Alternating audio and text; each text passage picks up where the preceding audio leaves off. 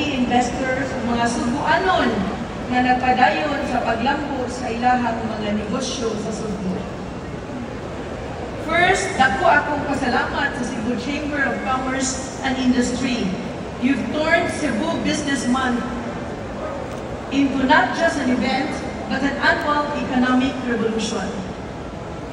One that benefits the entire Cebu and the Philippines. Salamat sa inyong pagtrabaho o pagkugi. But let's be honest, Cebu is at a crossroads.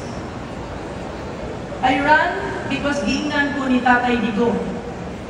Kumbati lang, kung dili, mayabon na yun ang Cebu. Diri sa Cebu, taas kaayo ang poverty incidence. Although according to DEP Region 7, formerly NEDA, medyo ni-increase sa economic growth compared to last years, pero wala kini nakita sa kadaghanan. Unsay pasabot ni ani? It means fewer jobs, lower wages, families are struggling. These are the results of a government that seems unfriendly to the business sector. The reason behind is beyond us. But let me now state this in front to all of you. This ends in my administration. We are entering into a new era of leadership in Cebu. A leadership that listens to the people. That is why, as Governor-elect, while we are here for the CBM's grand opening salvo, I also declare Cebu is open for global business. Sa akong pagtuo, simple lang. Mas daghan negosyo sa Cebu, mas daghan trabaho sa mga Cebuanon. Mas maayong benepisyo sa mga makiangayon. Mubos ang kawadon, mas lipon ang pamilya. On day 1, upon assumption of office, you will see a government of action. During my term, I will commit on 3 things for the business sector. Let's fast-track ease of doing business in Cebu Province. I have already instructed my team to coordinate with key government agencies and business organizations in the province to identify the clogs that has hampered the growth of Cebu. I want this out and I want this gone.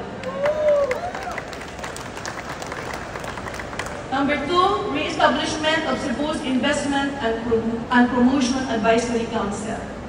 One of the sad truths is that there is no functioning investments and promotion office in Cebu Province. The investment and incentive codes of Cebu was first enacted in 2014. 5 years later, this implementation was suspended. Now, since 2019, no proposed amendments or revisions have been made. I intend to work on this soon with the help of the business sector, like the Cebu Chamber. Let's work on this together. I'm asking the Cebu Chamber of Commerce and Industry to help me in forming the Province Investment and Promotion Advisory Council. I want to listen to you so that we can move fast with our economic development in Cebu Province. No SOP, no corruption, and no excuses. Dili ko mo-tolerate o kurakot, period. Walay negosyo, serbisyo lang. Akong abihan ang akong pagdumala sa tanan. I will always report to the Cebuano people who has provided me an overwhelming majority and 1.1 million votes last election. My mandate is clear. Bring change and growth to Cebu.